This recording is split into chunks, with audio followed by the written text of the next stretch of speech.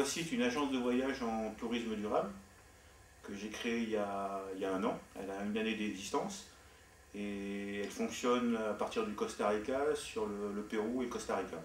Le tourisme durable, ça consiste déjà à voyager d'une façon différente qu'une agence de voyage standard.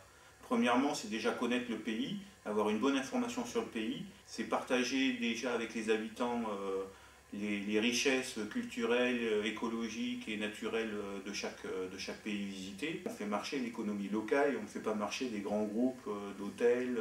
On privilégie un tourisme rural, un tourisme communautaire, et c'est aussi payer les prestataires d'une façon raisonnable et d'une façon raisonnée.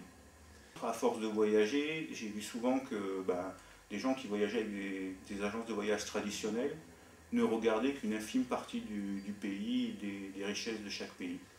L'agence de voyage fonctionne depuis un an. Elle a fait voyager une vingtaine de personnes déjà.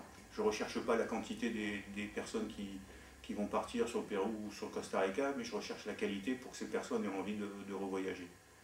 Et on a créé aussi une association qui s'appelle l'Aruna, et cette association sert à financer des projets de développement. Donc cette année, entre l'agence et l'association, on a pu déjà aider une petite école qui est à 45 km de Cusco, on a pu fournir du matériel scolaire, fournir des livres d'exercices, faire un petit déjeuner scolaire pour tous les élèves, il y a à peu près une centaine d'élèves, et pour l'année prochaine, on a des projets plus importants qui sont prévus.